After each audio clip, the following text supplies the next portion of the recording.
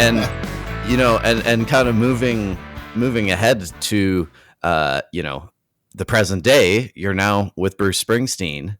And I would love to know how you kind of got set up with Bruce, because you're one of the newer members of the band. Is that correct? Yeah, I'm one of the newest. It's myself and the percussionist also joined in 2023.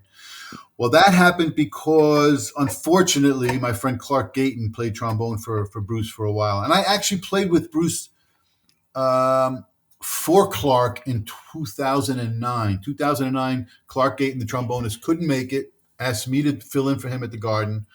Played with Bruce, I think it was 2 shows, loved it.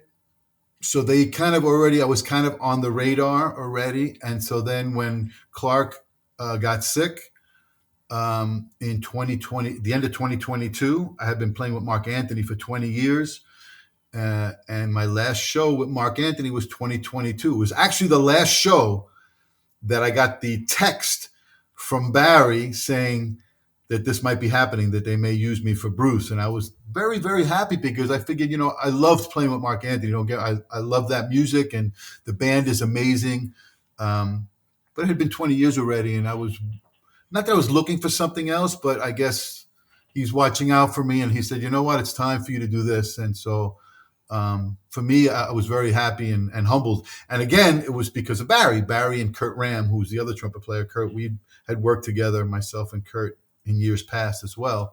And so that's usually how it happens. You work with people and you hope down the line, if something pops up and they get asked, hey, do you know a singer, or do you know a drummer, or do you know a trombone player, that they'll say, yeah, I know this guy. And that's what happened. Do you know a trombone player? They both said my name. Bruce said, all right, well, we don't have to audition him. If you guys co-sign for him, that he's in. And that's how it happened. And I started January 2023. And that's, that's interesting because, it sounds like, of course, you were, Bruce was already sort of familiar with you. And I think so, from 2009. I can't be sure that he would have remembered. I don't know. Or even if they said, look at the videos, because it is on YouTube, 2009, playing at the Garden. And I'm on that. So I'm not sure if he actually looked at that, or he just, he just was okay with it. Yeah. But it's when I spoke with Barry here in Calgary, he was sort of telling me how he ended up with Bruce, and the thing that probably helped him was when he was a member of Southside Johnny, sure. And he knew Steven Van Zandt from that, and Bruce was there too. So when he got that first call, Bruce already sort of knew him, and he said, Bruce likes familiar faces, and so that's so that it all makes sense. I think it all works out. And I guess, like, how familiar with his music were you before starting all of this? Well, so I played in a band where the drummer was a huge fan, and he kept on telling me, you have to check this out. You have to check out Rosalita. You have to check out. And I only knew Bruce because, cutting my teeth back in the day, I was also playing cover bands and playing in wedding bands. And so whatever was playing on the radio, you had to learn. And so when Dancing in the Dark came out, we had to learn it as a band, and we would play that at all the functions. So I have video of that, actually, of me playing Dancing in the Dark. And also, whatever song was the big hit of Bruce's, we'd have to learn. So I kind of knew those songs already. Now, going deep into the catalog, no, I didn't know like Spirit in the Night. Maybe I shouldn't say this because the fans will be like, you didn't know that song? But knowing those songs for a musician, it's not necessary. My style of musicianship is that I learned how to read music. I learned how to play different styles of music. I always want to be a session musician. I like the fact that I get called to play on records. And so when you are a session musician, you have to be able to play all styles, and you have to be able to read music. So whether you know the music or not, it's more fun if you know the music, because then you're like, wow, I remember hearing the song. I can't say that I did, other than the big hits. Right. But all the stuff that they put in front of me at rehearsal, I would read it. I know the style of music, and I know how to play in a horn section, so it all kind of fit like a glove. And the guys in the horn section are fantastic, and they helped me along. If there was anything that I was not playing properly, they would say, hey, we do this. But very little of that, because we all have kind of the same sensibility as far as phrasing and playing in a horn section. So, and that's Yeah. important. Yeah, for sure. You a musician, Jackson? I I didn't. am. Yeah. Okay. I've got my own band here in Calgary, and Play trombone. yeah. No, you don't. I sing and play guitar, but the one thing, when I was in middle school band, I did play trumpet, so I do have some experience with horns, but it's been a while since I've played that stuff for sure. But Good for you. yeah. It's a lot better to play guitar and sing. It's playing a brass instrument. I wouldn't recommend it to anybody. It's just so tough. The maintenance that has to happen, all the muscles in your lips. Hmm. I don't want to go on with Yeah. that. um, Going back into things though, with with this current tour, I've been to two shows. I went to see you guys in Seattle, and then of course Calgary this past November. And the one thing I've just like across both shows that I've personally been to, and just from clips I've seen and everything, it just like it seems like there's more excitement and energy surrounding Bruce than ever before. So, what has it been like to sort of experience that on stage? Well, like I said, when I played with him in 2009, I was already in shock over all the excitement and his style of playing an arena. You know, like I said, I had been playing with a lot of other artists, and we've all played those arenas, and um, it was different. There was something different about it. It's actually, yeah, it's more like playing in a club. He treats it as though he's playing still at the Stone Pony, but we're playing in front of 25, sometimes 90,000 people. But he still treats it like it's a club, and I think every audience member out there feels like he's singing to them. It's pretty amazing. I mean, it does not get you know. I feel that every time I play. There's always an excitement there, and I'd like to think that I add to it, and everybody in the band adds their little piece to the excitement. But how could you not be excited playing with Bruce Springsteen at this stage of the game? Uh, and people are so thankful, and so I mean the stuff that I get online, and I'm the newest member, and they treat me like I've been there forever. And the stuff that they write is it's so sweet, and it's like a religious experience, is what they keep saying, and it really is, it truly, Hmm. truly. And for me too, up there, I truly feel like it's almost an out of body experience. I never would have thought that I would have been, towards the end here, touring with Bruce Springsteen, one of arguably the most incredible talent, rock and roll legendary E Street band, music ever. Hmm. And so I'm very thankful. Yeah. Yeah. And then, so, with the current tour, you guys just coming up in May here, you're going back over to Europe.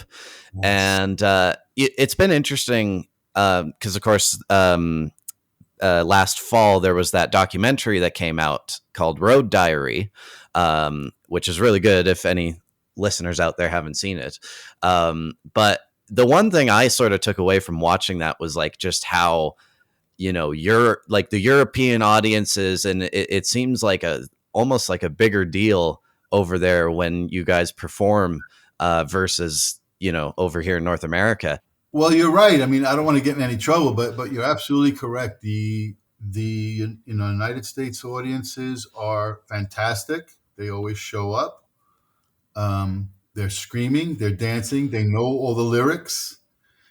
And when you go to Europe, I mean, they always say that I find that being a Latino, right? Emotional. Maybe there's more emotion over there, like when we go to Barcelona, Spain, Italy, those places. Um, but yeah, Europe is unbelievable. They just they know all his lyrics, they know all his history. They, like I said before, it's like a religion to them. They can't wait for us to go back. I get written that all the time. They're counting down the days that they know, but the Yeah. day that we go, that we're heading back into Europe. And it's really an incredible thing to be a part of. It really is. Hmm. And I kind of feel that way too. I mean, I'm a big fan as well of the band. It's the E Street Band, the Yeah. legendary E Street Band. Yeah. So, but yeah, Europe has something special about it that I don't know. Maybe it's because we're from here and we're going there, so they appreciate it more. I can't put my finger on it, other than it is a phenomenon. Yeah, I Yeah. mean, you look out into the crowd, and everybody is just all smiling and singing the songs with their hands in the air, and Bruce is like the maestro up there. He's actually, it was said, I can't remember who said it in the documentary, but he just knows exactly what to say, what to do, even between songs, to get the people going. Hmm. Just love being there, and he's orchestrating the whole thing, not just the music, but people's emotions. Yeah. It's an amazing thing to watch. Yeah. And I've always kind of asked this to musicians who, because of course when you guys play in Europe, you're in the big stadiums for, you know, 60, 70, 80,000 people. Um, is there a difference between playing to a crowd that big versus, like Madison Square Garden where it's 20,000 people or something like that? I mean, maybe for others, for me, it's not. Um, it's funny because I'm so focused on the music and what I have to play. I'm not really. I mean, I do look out into the audience, of course. It's hard not to, but I actually forget sometimes where I'm at. Like people ask me, "What's your favorite venue to play?" I don't know, because once I'm there, I'm playing, and it's just I'm making music, and I kind of forget where I'm at. If that makes any sense to Hmm. you. It's interesting because you guys have been on the road for, I guess, almost, well, yeah, 2 years now because it started 2023.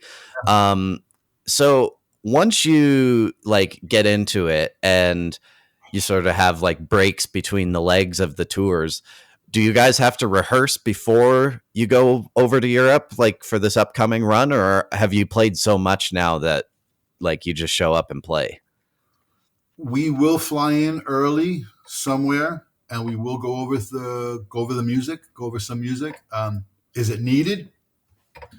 You don't want to take that chance, right? You don't want to, you don't want the people to go for that first show, and we're a little rusty. We don't want that to happen. So yeah, we are going to rehearse before this leg, and but having said that, I don't know what we're playing. Right. You know, I'll find out once I get there, and then we have to do our homework while we're there, and then rehearse it and learn it. But again, I could almost say with a lot of certainty that's not going to be the same. I mean, obviously there are some songs that he'll always play, he has to play, but I would guess that there's going to be some surprises in there too. Oh yeah, for sure. Don't hold me to it. Yeah. Yes, that there's going to be some surprises. The to kind of wrap things up here, and if this is above your pay grade or whatever, you can tell Most me. likely it is. Is so you guys have been on the road for 2 years. These shows in Europe coming up here are the only thing that's on the schedule this year. Is this the final run for the tour, or will we see more of you in the future? That is the billion-dollar question. It really is. I mean, we all, of course, hope, and in my case, pray, because I want to keep going. I love it. I love it. That there will be more stuff. Bruce can play anywhere in the world any day of the week. It's just up to whatever the factors are. Um, he keeps saying, and I think he said in the documentary as well, that he's going to keep going until the wheels fall off. So who knows what that means? Yeah, To absolutely. me, that means that Bruce will definitely keep going. Yeah. Yeah. When and how, that I can't, that I don't know. But I don't think anybody has to worry about him retiring. I think he's going to go until the wheels fall off. That's what he says. Yeah.